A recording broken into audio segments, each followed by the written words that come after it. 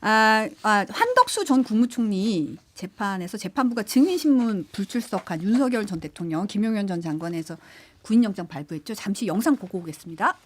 저번 기회에 말씀드린 것처럼 윤석열이 불출석 사유서 제출한 바는 있습니다만은 불출석을 정당화할 만한 사유는 아니라고 판단이 됩니다. 그래서 이에 따른 제재 조치 달리 지급할 이유가 없기 때문에 과태료 500만 원과 구인영장을 발부하겠습니다.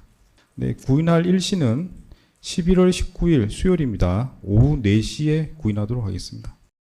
굉장히 단호하게 구인하겠다. 구인해라. 네. 아주 깔끔하게 진행을 했는데 지금 한 전 총리 재판을 26일 마무리를 하고 선고 날짜도 지금 내년 1월 21일 아니면 28일에 선고할 계획이라고 딱 못 박았어요. 올해를 넘기게 되는데 사실 근데 또 다른 내란 재판을 비교하면 제일 빨라요, 속도가. 예. 어떻게 보세요? 전 저게 맞죠. 저게 맞고 사실은 헌재에서 파면 결정이 있기 전까지 극심한 그거는 순전히 일부 아스팔트 세력들의 우김, 스피커 이것 때문이었는데 약간 혼란이 있었잖아요. 저는 지기현 재판부나 이런 분들 이쪽에서는 영향을 좀 받는 것 같아요. 이게 한쪽에서 강하게 주장하니까 배려해야 된다. 근데 사실 상식으로 판단해야죠. 목소리에 휘둘리는 게 아니라 판사라면은. 그래서 이 내란 재판의 무게를 감안하면 저는 이진관 부장판사처럼 하는 게 맞다라고 봅니다. 심판은 단호해야 돼요. 그런데 이제 지기현 판사 같은 경우는 아이고 저기 힘들으셨죠. 아이고 배고프시죠. 아이고 여러 가지로 제가 많이 죄송해요. 이렇게 얘기하는 것은 심판자로서 판사로서 권위를 스스로 깎아먹는 것이 아니냐라는 좀 생각이 들고 내년 1월 20일이나 28일 선고를 하게 되면 윤석열 피고인보다는 좀 나중에 나올 가능성이 있지 않을까 좀 그런 생각이 드네요. 이렇게 좀 어느 정도 일정들을 예측 가능하게 만들어주는 것은 상당히 좀 긍정적이다. 지기현 판사 같은 경우는 아직도 언제 할지는 모르잖아요. 12월에 하고 1월 달에 할까? 어떡하지? 이거 어떻게 생각하세요? 네? 괜찮아요? 그때 시간 안 되신다고요? 네? 아이고. 어떡해. 그래도 나오셔야지. 그거 안 나오시면 어떡하려고 그래요. 이게 판사 맞아요. MC도 아니고. 근데 MC 자격증이 있어요. 그래요? 진짜로? 자격증 레크리에이션 강사 자격증이 있잖아요. 아 진짜? 네.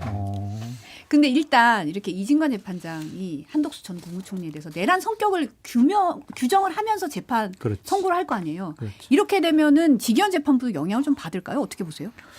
지기현 판사가 이렇게 받을 사람은 아닌 것 같고 자기 독단적으로 할 거는 같은데 그래도 판사라면 정상적인 법 교육을 받고 전문가라고 할 수가 있잖아요.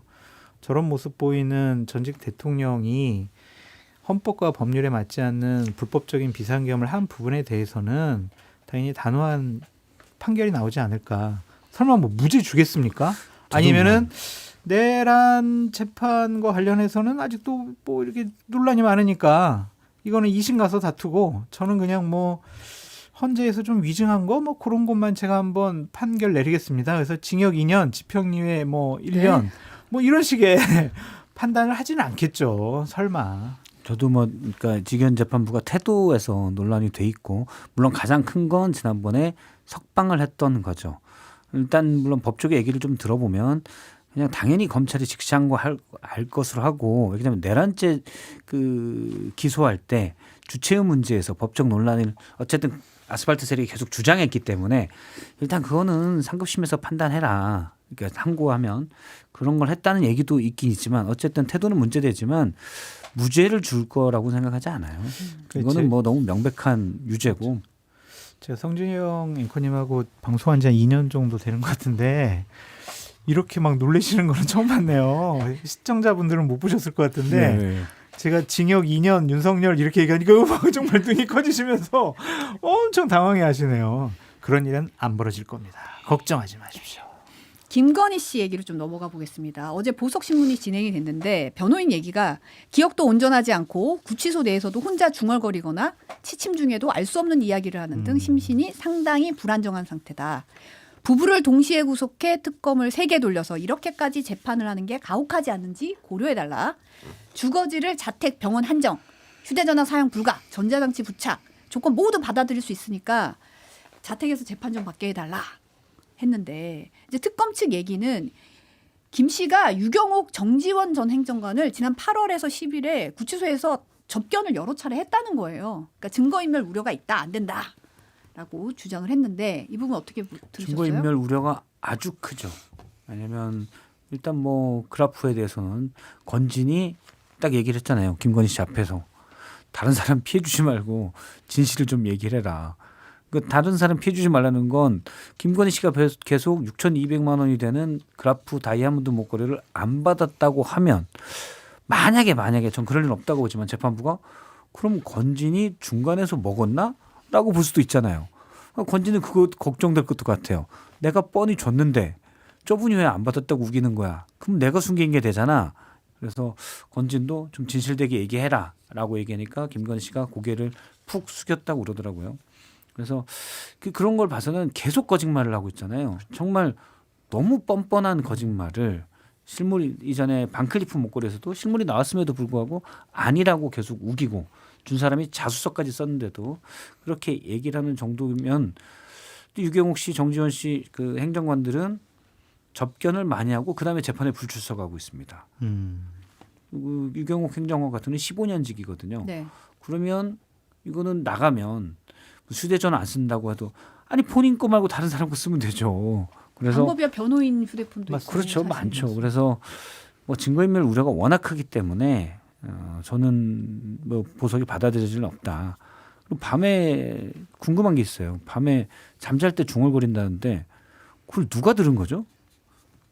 본인이 중얼거린 다음에 깨서 나 중얼거렸어라고 얘기하는 건가? 그게 좀 궁금하긴 해요. 근데 뭐 밤에 중얼거린다고 보석 받아들여지면 다 중얼거리게 해요?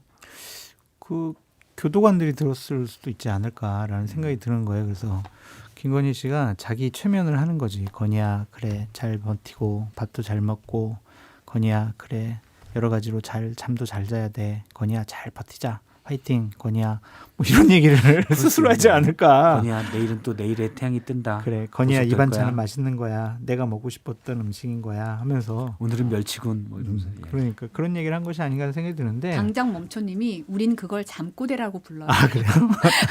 진짜 우리 그걸 잠꼬대라고 부른다라고 또 말씀을 하셨네요. 뭐 저희가 동정심을 가질 필요는 없을 것 같고요. 박 실장님이 정리 잘 해주셨듯이 거짓말 논란도 있고 증거인멸 논란도 있고요.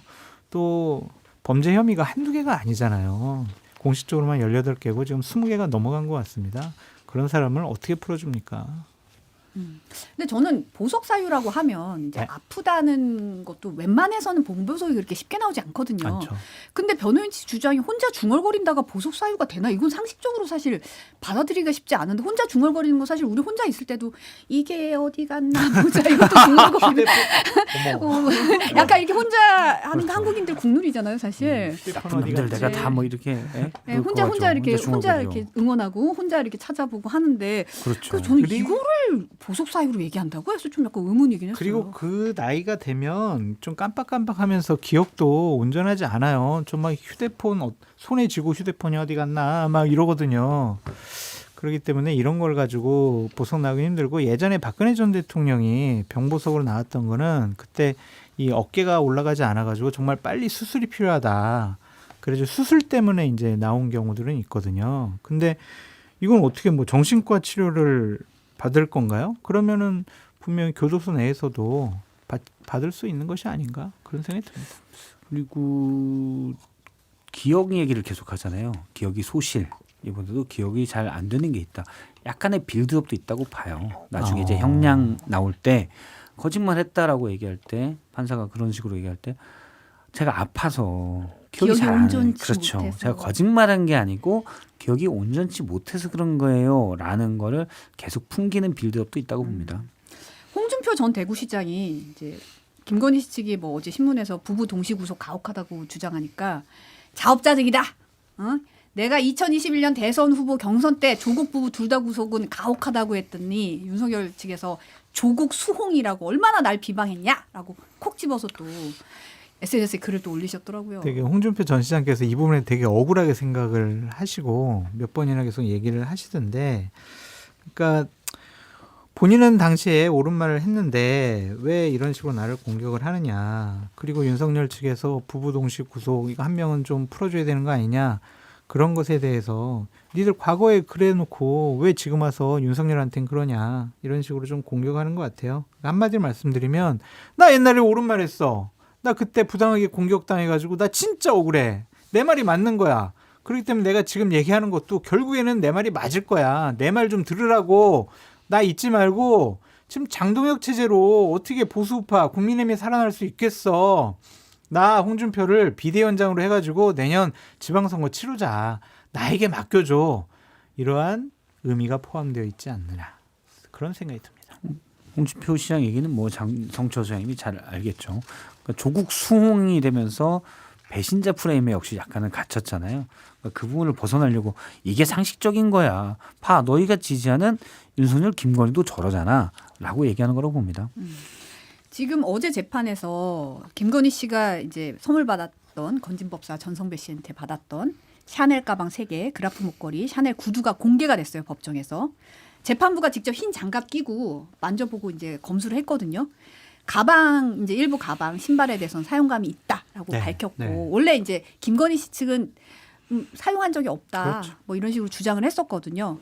전성배 씨가 아까 장 소장님도 잠깐 언급하셨지만 당초 김 씨가 처음에 선물을 받기 꺼려서 자신이 받으라고 설득했다고 증언한 부분에 대해서는 생각을 해보니까 핸드백에 대해서 망설인 게 아니라 본인이 인삼 못 먹는데 천수삼 못 먹지 않냐 이런 뜻으로 망설인 걸 내가 그렇게 표현한 것 같다라고 말이 살짝 바뀌었어요. 입장은 바뀌었죠. 살짝 바뀌었고 그리고 이제 가방을 잃어버렸다고 진실한 부분은 계엄 전에 김건희 씨 측에서 이제 텔레그램으로 부탁을 해서 거짓말을 한 거다. 네. 이제 이게 김 씨 측이 종용한 거다라는 부분 밝히고 최종 목걸이 받은 당사자가 다른 사람들에게 피해가 가지 않도록 진실하게 말했으면 좋겠다.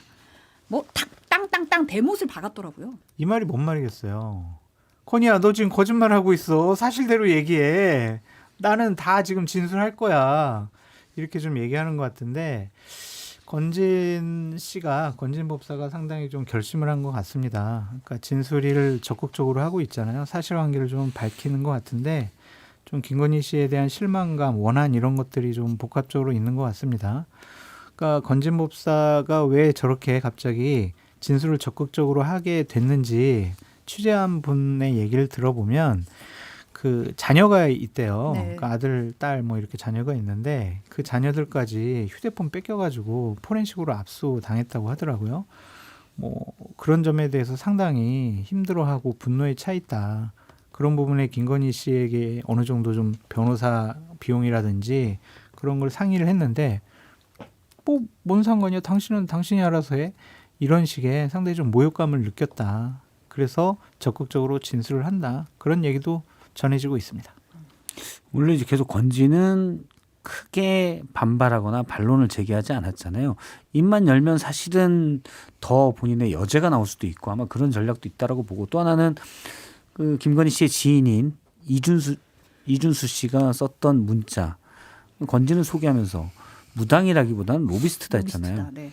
로비스트의 핵심은 입이 무거워야 되거든요. 뭔가 걸렸을 그렇죠, 때 그렇죠. 이걸 얘기하면 안 돼요. 그래야 나중에라도 계속 할 거 아니에요. 뭐 부탁했는데 이거 제가 부탁했고요. 이건 제가 부탁해서 제가 이쪽으로 연결했고요.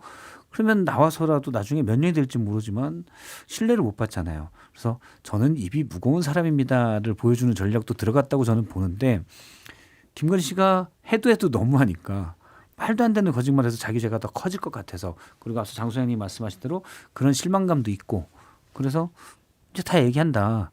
사실 압박을 하는 장면들이 좀 보여요. 그러니까 굳이 저도 이전 재판에서 건진이 얘기한 게 처음엔 안 받으려고 했는데 설득하니까 받았다고 그랬고 그다음에 김건희 씨 측의 입장문이 나온 게 받기 싫었는데 건진이 계속 종교에서 준 건 문제 없다 해서 어쩔 수 없이 받았다고 했잖아요. 이건 굳이 말 바꿀 필요는 없거든요. 그런데 굳이 얘기해서 생각해보니까 그건 인삼이 안 맞아서 천수삼 농축차만 안 받으려고 한 거고 그냥 다 팔아먹었다. 이 얘기를 한 건 나 너 안 지키겠다. 거의 이 정도라고 봅니다. 솔직하게 말해라. 그렇죠. 자수해서 네. 광명 찾아라 이런 거예요. 네. 그러니까 다른 거는 본인의 이익과 김건희의 이익이 배치되기 때문에 내 얘기를 챙기겠어라고 하는데 안 받으려고 한 거를 안 받으려고 하지 않았다까지 굳이 얘기하는 거는 너 밉다. 이게 들어간 거라고 봅니다. 그렇죠.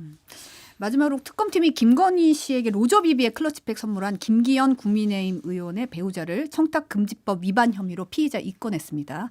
그래서 김 의원 측에서는 이제 배우자끼리 의례적인 예의 차원이라고 해명을 했지만 이제 특검은 다르다는 거잖아요. 의례적인 예의 차원. 참나 이거 그때 상황들을 좀 얘기를 들었었는데 네. 단순히 이제 클러치백 그 정도 수준의 선물만 했을까? 그것만 가지고 김건희 씨가 좀 만족했을까? 좀 그런 의심을 할 수밖에 없는 정황적인 여러 가지 얘기들이 상당히 다른 좀 것도 있다는 건가요? 그러니까 돌려서 말하고 있어요. 네. 그러니까 그것도 좀 특검에서 파악을 해봐야 될 것 같다. 그러니까 좀 왜냐하면 그런 생각이 들고요. 뭐 선일종 의원은 보편적인 백이다. 이 정도가 무슨 뇌물이다 이래서 논란도 있었는데. 근데 편지에 보면은요, 네. 그냥 아유 여사님 저희 뭐 초청해서 감사합니다, 건강하세요 이런 게 아니잖아요. 이걸 넘어섰잖아요. 그렇죠. 당 대표 만들어줘서 감사합니다잖아요. 당 대표 만들어준 사람한테 200만 원 내외에 클러치백 가지고 퉁친다? 김건희 씨는 철저하게 계산하는 사람일 거예요. 사업하는 사람이잖아요. 야, 내가 그렇게 어렵게 정무수석 보내가지고 안철수 정리해, 연판장 돌려서 나경원 정리해 5등한 사람을 1등으로 만들었는데 겨우 클러치백 가지고 퉁친다고? 이렇게 생각할 가능성이 있지 않았을까? 그러니까 당대표직인데 그게 200만 원 안 되는 클러치백 가지고 물론 그 자체가 뭐 선일종 의원이 말하듯이 뭐 보편적인 백이다 이거는 말이 말도 안 안 되지만 되죠. 잘못됐어요. 말이 안 되지만 그거라기는 좀 싸다, 저렴하다 뭐 이런 느낌이 없지 않아 있어요. 김건희 씨가 전 정상적인 사람이라고 생각하지 않기 때문에 이 클러치백만 줬다라고 보기는 좀 어려울 것 같고, 당시 이제 에피소드를 짧게 말씀드리면은 네. 관저에 이제 그 당대표랑 최고위원 부인들 배우자들을 초청해가지고 이제 밥을 이제 내는 자리였어요. 그 자리에서 정말 제가 몇 번 얘기했던 것 같은데 유명한 윤석열과의 관계에 대해서 명확하게 규정을 한 발언이 있습니다. 뭐라고 했냐면 나는 오빠를 영적으로 지배하고 있어요. 그러니까 그 당시에 그 발언이 거기서 나온 거예요. 거기서 나온 거예요. 영적으로 지배한다. 거기서 나온 거예요. 그러니까 그 당시에 많은 분들이 언론 보도나 뭐 저희들 얘기가 김건희 씨가 윤석열 대통령 가스라이팅 한 거 아니야? 막 그런 얘기를 많이 했었잖아요. 그 수준을 그러니까 그 얘기를 듣고 김건희 씨가 되게 불쾌했던 것 같아. 가스라이팅, 내가 겨우 가스라이팅 했다고? 나는 영적으로 완전히 정신을 지배하는 사람이야. 가스라이팅은 그 그것보다 정도 훨씬 수준은 너무다. 아니다. 그 얘기가 여기서 나왔거든요. 그러니까 그런 것들 보면 참 해괴망측한 일들과 행동과 발언들을 많이 했던 김건희의 얘기가 앞으로 더 나올 것 같아요. 그러면 그 로저비비의 백을 그 관저에서 당시 김건희 씨가 국민의힘 주요인들의 부인들 만난 자리, 그 자리가 있었잖아요. 맞아요. 그때 전달된 건가요? 그렇죠. 그때 준 거예요, 그때. 그러면 김기현 대표만 들고 갔을까? 김기현 아니, 대표 이랬겠지. 부인만 들고 갔을까? 그렇죠. 그 생각 충분히 할 수 있는 거 아니에요? 다른 분들도 합리적 의심이 드는 거죠. 합리적 의심이 듣죠. 김기현 대표 배우자가 상당히 좀 이 정치 활동에 명품에서는 그렇게 관심이 없대요. 근데 이 본인의 정치적인 활동에 대해서는 대단히 의욕적으로 하는 분이거든요. 그러니까 지역에서도 상당히 김기현 대표를 대신해서 관리를 하는 분이라고 하더라고요. 그래서 그 전에 좀 몇몇 지도부 부인들 모아가지고 우리가 밥을 얻어먹으러 가는데 선물 좀 사가야 되지 않을까. 좀 어떻게 생각해? 그랬을 가능성도 있지 않을까라고 생각이 듭니다. 가능성도 있지 않을까. 예. 네. 추측이죠. 추측의 제가 뭐 영역이다. 사실을 알겠습니까? 맨날 소설 쓰는 사람인데.